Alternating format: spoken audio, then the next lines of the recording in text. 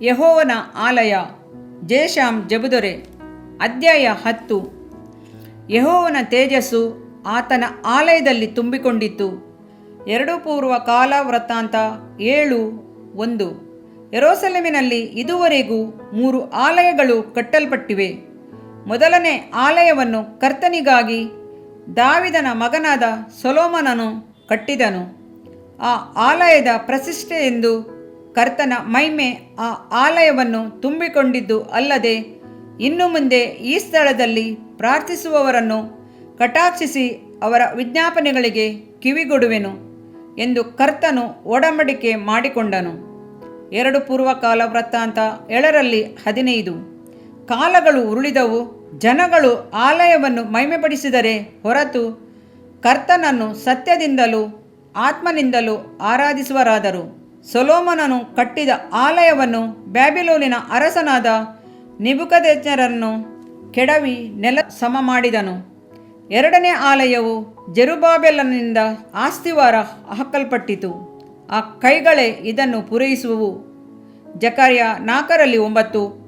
ಯೇಸುಕ್ರಿಸ್ತನು ಈ ಭೂಮಿಯಲ್ಲಿದ್ದಂಥ ದಿನಗಳಲ್ಲಿ ಕಟ್ಟಲ್ಪಟ್ಟಿದ್ದ ದೇವಾಲಯವು ಹೆರೋದನಿಂದ ಕಟ್ಟಲ್ಪಟ್ಟಿತು.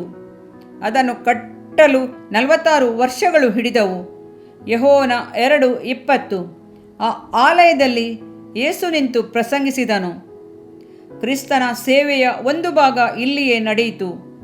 ಅದರ ನಂತರ ಆ ಆಲಯವು ಕ್ರಿಸ್ತಶಕ 70ರಲ್ಲಿ ತೀತ ರಾಯನಿಂದ ಕೆಡವಲ್ಪಟ್ಟಿತು. 4ನೇ ಆಲಯವನ್ನು ಕಟ್ಟಲು ಪ್ರಪಂಚದ ಎಲ್ಲ ಭಾಗಗಳಲ್ಲಿರುವ ಯೆಹೂದ್ಯರು ಬಹಳ ಶ್ರಮವಹಿಸಿದರು.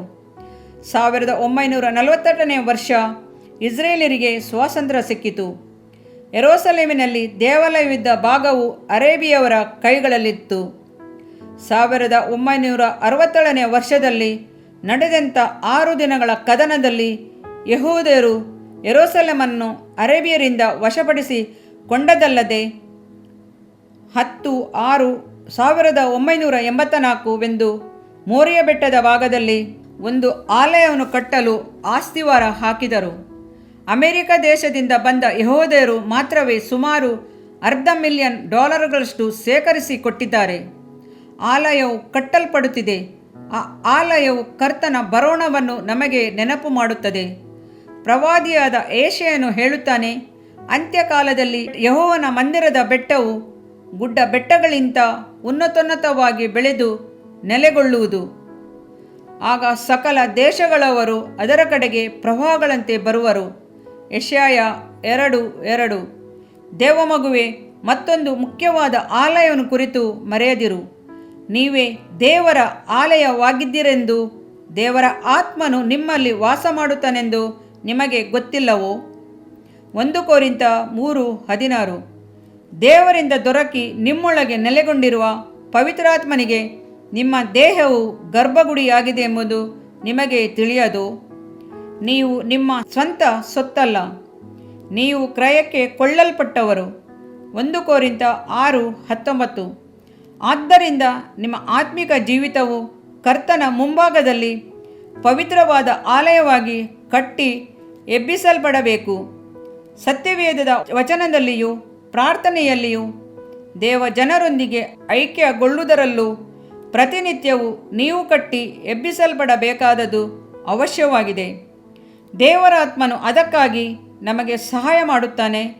ಅಂದು ಆಲಯವನ್ನು ಕಟ್ಟಿ ಎಬ್ಬಿಸಲು ಪ್ರಯತ್ನಿಸಿದ ಜೆರುಬ್ಬಾಬೆಲನು ಸೋತು ಹೋದ ವೇಳೆಯಲ್ಲಿ ಕರ್ತನು ಅವನನ್ನು ಕುರಿತು, ಬಲದಿಂದಲ್ಲ ಪರಾಕ್ರಮದಿಂದಲ್ಲ, ನನ್ನ ಆತ್ಮನಿಂದಲೇ ಎಂಬುದು ಸೇನಾಧೀಶ್ವರನಾದ ಕರ್ತನ ನುಡಿ. ಜಕರ್ಯ 4:6 ಎಂದು ಹೇಳಿದ್ದಾನೆ. ಸತ್ಯವೇದವು ಹೀಗಿರಲಾಗಿ ನೀವು ಇನ್ನು ಮೇಲೆ ಪರದೇಶದವರು, ಅನ್ಯರು ಆಗಿರದೆ ದೇವಜನರೊಂದಿಗೆ ಒಂದೇ ಸಂಸ್ಥಾನದವರು, ದೇವರ ಮನೆಯವರು ಆಗಿದ್ದೀರಿ. ಅಪೊಸ್ತಲರು, ಪ್ರವಾದಿಗಳು ಎಂಬ ಅಸ್ತಿವಾರದ ಮೇಲೆ ನೀವು ಮಂದಿರೋಪಾದಿಯಲ್ಲಿ ಕಟ್ಟಲ್ಪಟ್ಟಿದ್ದೀರಿ. ಯೇಸು ಕ್ರಿಸ್ತನೇ ಮುಖ್ಯವಾದ ಮೂಲೆಗಲ್ಲು. ಆತನಲ್ಲಿ ಕಟ್ಟಡದ ಎಲ್ಲ ಭಾಗಗಳು ಒಂದಕ್ಕೊಂದು ಹೊಂದಿಕೆಯಾಗಿ ವೃದ್ಧಿಯಾಗುತ್ತಾ ಕರ್ತನಲ್ಲಿ ಪರಿಶುದ್ಧ ದೇವಾಲಯವಾಗುತ್ತದೆ ಎಂದು ಹೇಳುತ್ತದೆ. ಆದ್ದರಿಂದ ನೀವು ಸಹ ಪವಿತ್ರಾತ್ಮನ ಮೂಲಕವಾಗಿ ನಿವಾಸ ಸ್ಥಾನವಾಗುವುದಕ್ಕಾಗಿ ಕಟ್ಟಲ್ಪಡುತ್ತಾ ಇದ್ದೀರಿ. ಎಫೆಸ 2:21.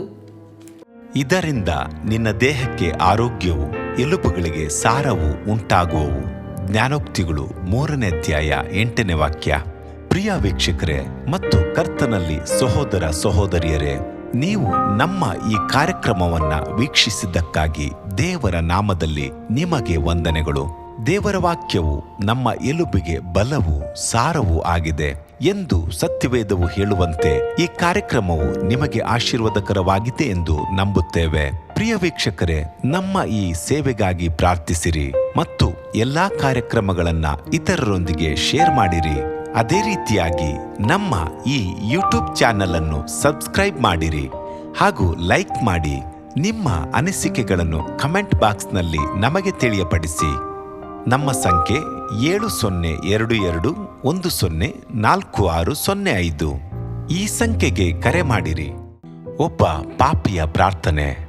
ಯೇಸುವನ್ನು ರಕ್ಷಕನಾಗಿ ಅಂಗೀಕರಿಸಲು ಮಾಡಬೇಕಾದ ಪ್ರಾರ್ಥನೆ.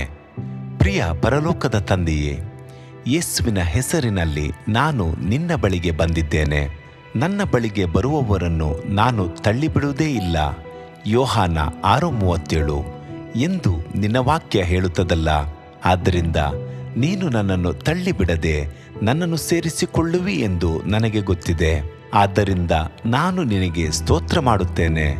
ನೀನು ನಿನ್ನ ವಾಕ್ಯದಲ್ಲಿ ನೀನು ಯೇಸುವನ್ನೇ ಕರ್ತನೆಂದು ಬಾಯಿಂದ ಅರಿಕೆ ಮಾಡಿಕೊಂಡು ದೇವರು ಆತನನ್ನು ಸತ್ತವರೊಳಗಿಂದ ಎಬ್ಬಿಸಿದನೆಂದು ಹೃದಯದಿಂದ ನಂಬಿದರೆ ನಿನಗೆ ರಕ್ಷಣೆಯಾಗುವುದು ಎಂತಲೂ ಕರ್ತನ ನಾಮವನ್ನ ಹೇಳಿಕೊಳ್ಳುವವರೆಲ್ಲರಿಗೆ ರಕ್ಷಣೆಯಾಗುವುದೆಂತಲೂ ಬರೆದಿದೆ. ರೋಮ 10:9-13ನೇ ವಾಕ್ಯ. ಯೇಸು ಕ್ರಿಸ್ತನು ದೇವಕುಮಾರನೆಂದು ನನ್ನ ಹೃದಯದಲ್ಲಿ ನಂಬುತ್ತೇನೆ. ನನ್ನನ್ನು ನೀತಿವಂತನನ್ನಾಗಿ ಮಾಡುವುದಕ್ಕಾಗಿ ಆತನು ಸತ್ತವರೊಳಗಿಂದ ಎಬ್ಬಿಸಲ್ಪಟ್ಟನು ಎಂದು ನಂಬುತ್ತೇನೆ. ನಾನು ಆತನ ನಾಮವನ್ನ ಹೇಳಿಕೊಳ್ಳುತ್ತೇನೆ. ಯೇಸುವೇ, ನೀನೇ ಕರ್ತನು. ತಂದೆಯೇ, ನೀನು ನನ್ನನ್ನು ರಕ್ಷಿಸಿದಿ ಎಂದು ನಾನು ನಂಬುತ್ತೇನೆ. ನಿನ್ನ ವಾಕ್ಯವು ಹೇಳುತ್ತದೆ, ಮನುಷ್ಯನು ಹೃದಯದಿಂದ ನಂಬುವುದರ ಮೂಲಕ ನೀತಿಯು ದೊರಕುತ್ತದೆ, ಬಾಯಿಂದ ಅರಿಕೆ ಮಾಡುವುದರ ಮೂಲಕ ರಕ್ಷಣೆಯಾಗುತ್ತದೆ. ರೋಮ 10:10. ನಾನೀಗ ನನ್ನ ಹೃದಯದಲ್ಲಿ ನಂಬುತ್ತೇನೆ ಹಾಗೂ ಯೇಸುವೇ ನನ್ನ ಕರ್ತನೆಂದು ಅರಿಕೆ ಮಾಡುತ್ತೇನೆ. ಆದುದರಿಂದ ನಾನೀಗ ರಕ್ಷಣೆ ಹೊಂದಿದ್ದೇನೆ. ಅಪ್ಪಾ ತಂದೆಯೇ, ನಿನಗೆ ಸ್ತೋತ್ರ. ಲೂಕನು ಬರೆದ ಸುವಾರ್ತೆ 11ನೇ ಅಧ್ಯಾಯದಲ್ಲಿ ಬರೆದಿರುವಂತೆ, ನಿಮ್ಮಲ್ಲಿ ತಂದೆಯಾದವನು ಮೀನನ್ನು ಕೇಳುವ ಮಗನಿಗೆ ಮೀನು ಕೊಡದೆ ಹಾವನ್ನು ಕೊಡುವನೆ? ಅಥವಾ ತತ್ತಿಯನ್ನು ಕೇಳಿದರೆ ಚೇಳನ್ನು ಕೊಡುವನೆ?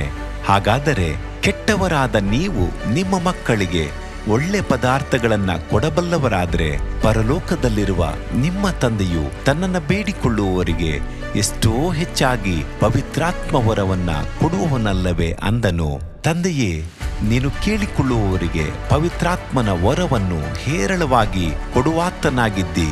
ಆದ್ದರಿಂದ ನನ್ನ ಮೇಲೆಯೂ ನಿನ್ನ ಆತ್ಮನನ್ನು ಸುರಿಸಬೇಕಾಗಿ ಬೇಡಿಕೊಳ್ಳುತ್ತೇನೆ. ಕೀರ್ತನೆ 81:10 ಬರೆದಿದೆ, ಅಗಲವಾಗಿ ಬಾಯಿದೆರೆಯಿರಿ, ಅದನ್ನು ತುಂಬಿಸುವೆನು. ಕರ್ತನೇ, ನನ್ನನ್ನು ಪವಿತ್ರಾತ್ಮನಿಂದ ತುಂಬಿದಂತ ನೀನು ನನ್ನನ್ನು ಅನ್ಯ ಭಾಷೆಯ ವರದಿಂದಲೂ ತುಂಬುವವನಾಗಿದ್ದಿ ಎಂದು ನಂಬುತ್ತೇನೆ. ಅದರಂತೆ ನಾನು ನನ್ನ ಬಾಯಿಯನ್ನು ತೆರೆದು ನಿನ್ನ ಸ್ತೋತ್ರ ಮಾಡುವಾಗ ಅನ್ಯ ಭಾಷೆಯ ಅಭಿಷೇಕದಿಂದ ನನ್ನನ್ನು ತುಂಬುವವನಾಗಿದ್ದಿ ಎಂದು ನಂಬುತ್ತೇನೆ. ಈಗ ನೀವು ನಿಮ್ಮ ಬಾಯಿಯನ್ನು ತೆರೆದು ಮಾತನಾಡುವಾಗ ಪವಿತ್ರಾತ್ಮನು ನಿಮ್ಮ ಬಾಯಿಯನ್ನು ತನ್ನ ಭಾಷೆಯಿಂದ ತುಂಬುವವನಾಗಿದ್ದಾನೆ. ಇದು ದೇವರ ಭಾಷೆಯಾಗಿದೆ. ಈ ಅಭಿಷೇಕವನ್ನ ಹೊಂದಿಕೊಳ್ಳಲು ನೀವು ನಿಮ್ಮ ಸ್ವರವನ್ನ ಉಪಯೋಗಿಸಬೇಕು.